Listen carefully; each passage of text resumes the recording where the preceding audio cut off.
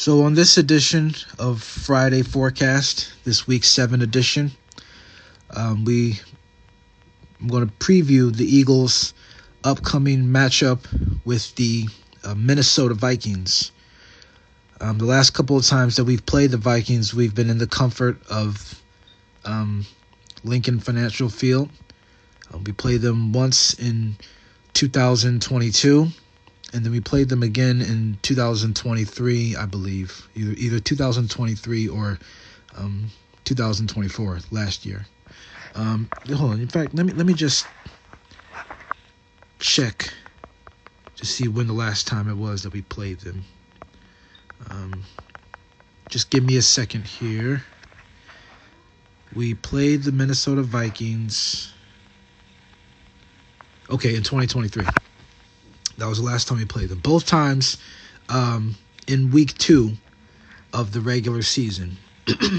And we won both of those games thanks in large part to a fairly stellar defensive effort.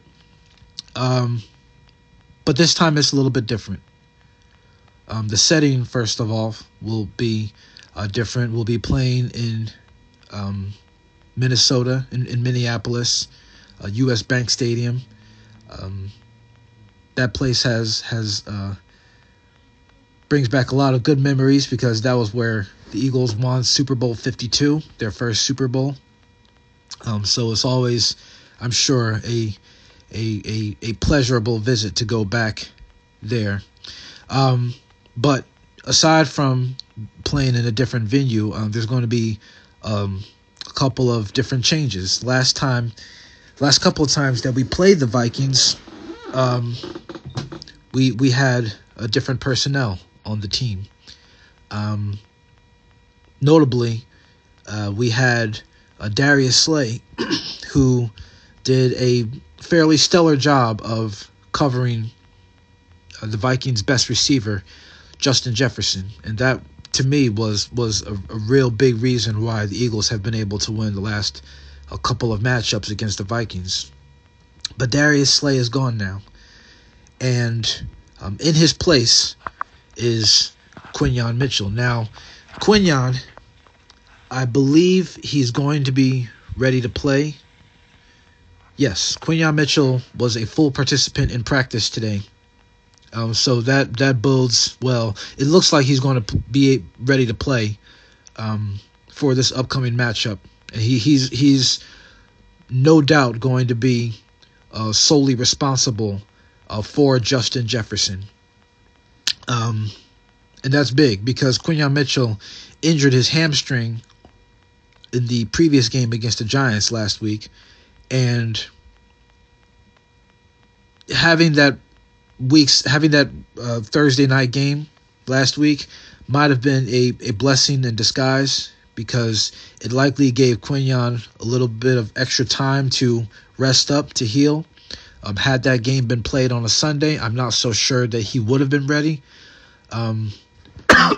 Excuse me, but those if there's one good thing about Thursday night games, having those short weeks, whatever injuries that you may suffer during that Thursday night game, that few extra days gives you a little bit more time to heal. So that was big. That was big. I'm glad Quinyon is going to be ready to play because we're going to need him.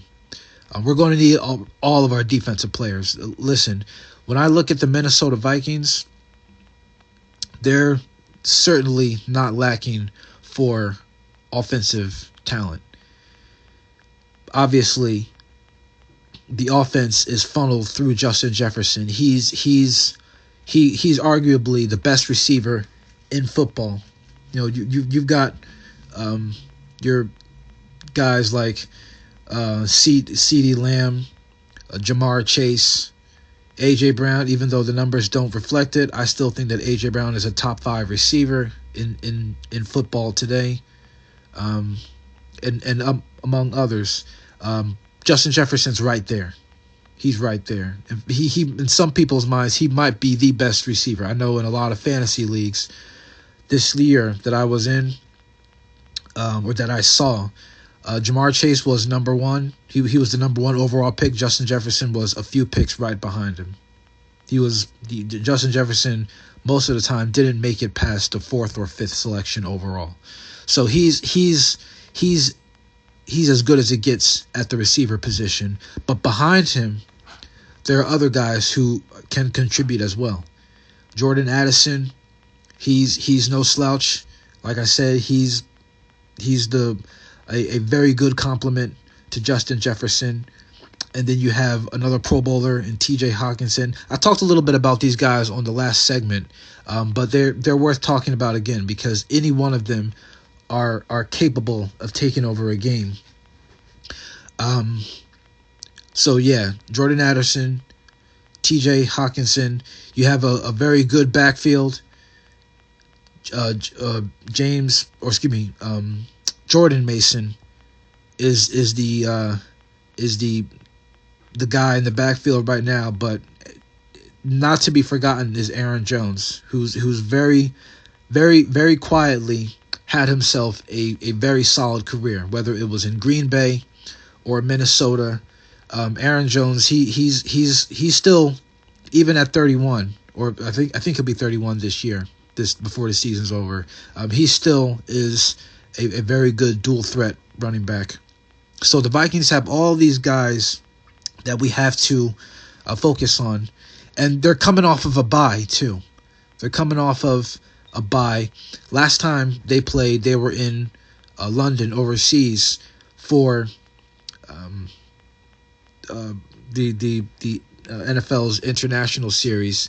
And they beat the Cleveland Browns in a hard-fought game. So not only are we playing a good team, a team that I think they're 3-2 right now, but they're coming off of a bye and they're going to be fully healthy. I'll get to that in just a second. They're going to be fully healthy for the most part.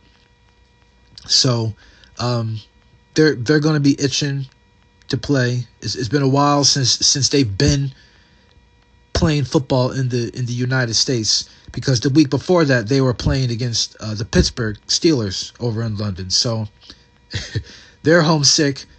They're coming off of a bye. They're going to be ready to play hard in front of their fans. So the Eagles have all these things lined up against them, and this is a pretty big game in the NFC. The Eagles, obviously we've dropped the last couple of games, and the Vikings, they're 3-2. This is a game that could have some pretty big implications in the NFC playoff standing.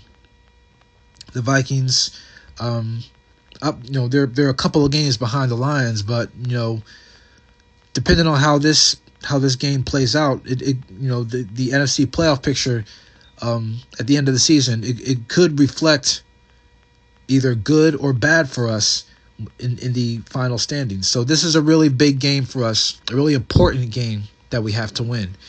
The big question here, or the big wild card, I should say, comes down to the quarterback position. J.J. McCarthy is not going to play this weekend. So we're going to be dealing with a pretty big, or not pretty big, but a pretty familiar face turned foe this week. And that will be Carson Wentz, the one-time would-be franchise quarterback for the Eagles, who lost his job due to injury and really was never the same after that injury, after that torn ACL that he suffered back in 2017. Yes, he's a part of the Philadelphia sports fabric. Yes, he won a Super Bowl with us through Nick Foles. Yes, he's had some good times early on in his career with the Eagles. But as far as the number 2 pick, a top 10 pick, and what he was supposed to accomplish in his career, he never lived up to that. And it didn't work out with the Eagles.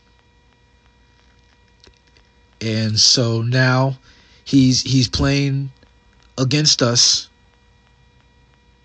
I don't recall. I think this may be his first time playing against the Eagles. I think he may have played against us once a couple of years ago when he was in Washington. I think he may have played against us once, but this game, and I'm sure he downplayed it. I didn't see. Well, actually, I did. I did see one person interview him where they asked him something to the effect of, "How does it feel to be going up against your former team, going up against your old city? You know, some of the guys that you knew while you were here." He downplayed it, which I expect him to do. I don't expect him to, say anything bad about the Eagles or have the team that's here wasn't here when he left. I mean, you have guys like Lane Johnson, and now that I think about it, I think that might be the only guy that was here when he was that was here when he was here during some of those early years. Thinking about it now, yeah, I don't think that he was here with the majority of the team. So he doesn't have a real connection with any of those guys outside of maybe a few, obviously Jeffrey Lurie and few other people. But I digress. He's going to be he's going to say all the right things, but that deep down inside, he still feels some type of way about how his tenure with the Eagles ended. And he's going to want to stick it to us, and I expect him to want to stick it to us. He's going to be motivated, and he's going to be fired up and ready to play against us. He's going to try to bury us. Don't be fooled by any of those sweet answers or any of those sportsman-like quotes that he might give. He's going to want to put us in the ground, and there's nothing more dangerous than a person that's fired up, than a person that's motivated, than a person who wants to get back at the organization that once drafted him. I've seen it way too many times in the amount of years that I've been watching sports, where a player starts out a career, maybe even wins a championship or two with one team, and then he leaves in an unceremonious fashion and comes back years later and has a big game and even wins against that former team. And he's going to be going up against Jalen Hurts, the guy who took his spot, the guy who usurped him as the starting quarterback for the Eagles. So all of those things are in play for Carson Wentz, and he's going to want to get back at us for sure. I'm 100% certain of it. So the Eagles defense is really going to have to. We're really going to have our hands full playing against the Vikings offense this week. The Vikings offense, they aren't a juggernaut. They're not they're not world beaters, but again, there is something to be said for a team that's motivated, and the guys are going to want to get this win for Wentz. All right, they are. They know they know the backstory of all this. Wentz playing against his former team. They're going to come out playing with their hair on fire, and so that in itself is something that the Eagles are going up against besides the team's offensive unit. So we're going to have to be prepared. All those guys that I mentioned, all of those subplots. Those are things that the Eagles are going to have to be aware of. And then on the offensive side of the ball for the Eagles, we're going to have to listen. The offense, we're going to have to be significantly better this week than we were against the Giants. That Giants game was an abomination. It started out bad. They looked like they had righted the ship, but then the wheels just came off in that second half. And I'm just going to put it to you straight. The offense has to be better. We have to keep working.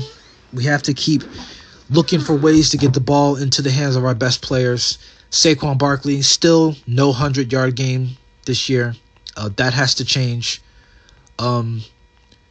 The connection between the quarterback and the receivers, between Hurts and our receivers, has got to be better.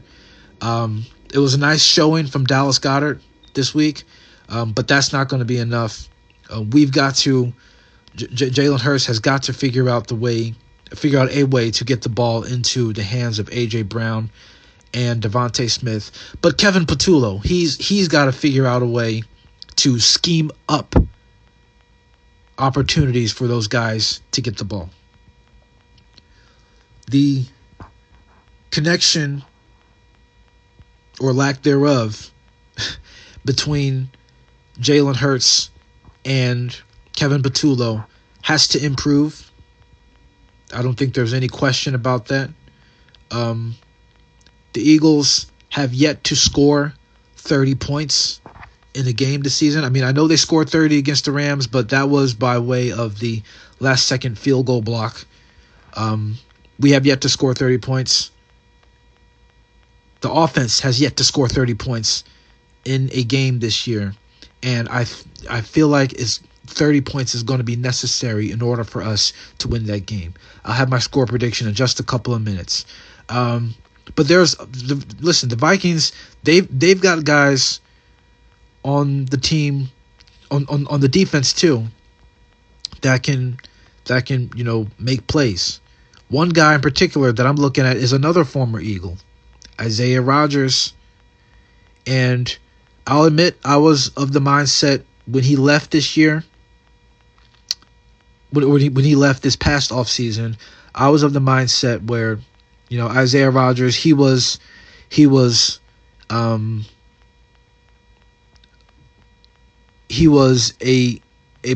piece of a larger puzzle.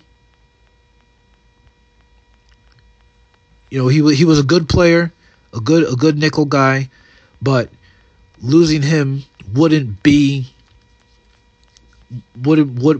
to the Eagles' detriment. I of course I want to keep everybody, but I wasn't tripping about it. I didn't think that it would that his absence, or that him not being here would be as glaring as it is right now. Isaiah Rodgers, he's having a Pro Bowl season. He's shaping up to as one of the best cornerbacks in the league. A couple of weeks ago, he was all over the place. He had a pick six, a fumble return. He single-handedly won the game for the Vikings. I don't remember who it was they were playing against, but he was the star of the game. He was the best player on the field. And his stellar play, his excellence, coinciding with the Eagles' sore spot at the cornerback position opposite Quinyon Mitchell, is kind of ironic. We've been languishing at cornerback while he's been flourishing. Go figure, But he's going to be, and the Vikings, they have one of the NFL's best passing defenses, this year. So he's no doubt going to be motivated to stick it to us as well, regardless of who he's covering, whether it's AJ, Devontae.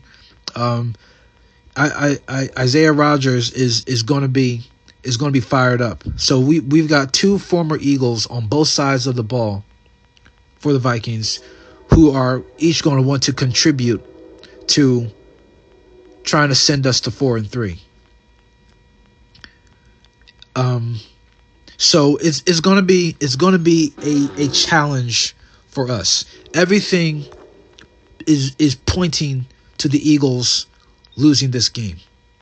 The fact that we're on the road, the fact that the Vikings have had 2 weeks to prepare for us, the fact that they have a great defense, and the fact that they have not one but two guys, two ex-Eagles who are both going to be motivated to each try to hand the Eagles an L in their own way. Who are each going to try to contribute to handing the Eagles an L. So, and then of course this game will have a fairly big shift in the NFC pecking order. So the Eagles, and of course, with everything that's been going on, the more I think about it, the more things are lining up against the Eagles to be able to win this game. Because now we still have the off-field drama, all the stupid stuff that's been taking place for the Eagles. So everything is pointing to the Eagles losing this game.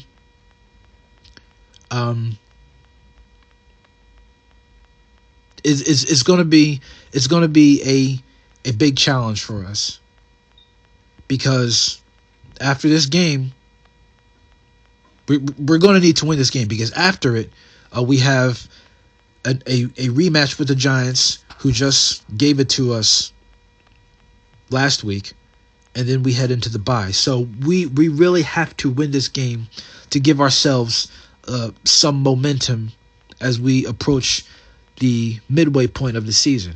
I can't believe I'm saying midway point, but it is what it is.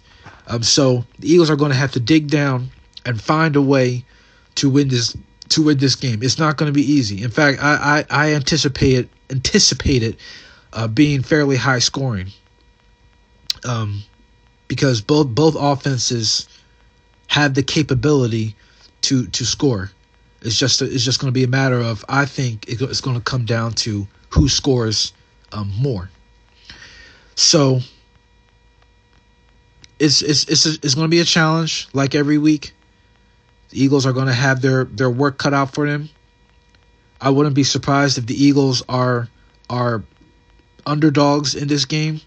The Vikings could potentially be favored. I know some people, with the way that the Eagles have been free falling the last couple of weeks, some people probably do have the Vikings favored. But it's going to be a fight for the Eagles. I feel like these next couple of games are going to be dogfights. But I think they can do it. I mean, of course, what else would you expect me to say? I always think that the Eagles can win every game. But I think that they can do it. This is going to be one of those games. Jalen Hurts has not thrown for 300 yards yet this season. He almost hit that mark in Week 5 against Denver, but he didn't. I won't rehash that, but I think that he's going to need to hit 300 in this game in order to win. I think that the Eagles will win. It won't be easy, but I think they can pull it out. I'm going to say that the Eagles win this game. I'm going to say 35-34 on a last-second Jake Elliott field goal as time expires. This game is going to be close. I think that both offenses are going to show up, and they're going to show out. It's going to be, I feel, one of the more exciting games of Week 7. But I had the Eagles pulling this one out 35-34 on a time expiring Jake Elliott field goal. It should be fun. We gotta right this ship. Get ourselves back in a winning phase, in a winning mode. Get ourselves back to 5-2. It won't be easy, but I think they can do it. So we'll check back in on Tuesday for the Eagles. I'll have my thoughts on that on the final result of the game. Hopefully, it'll be an Eagles W, and the vibes will be good going forward.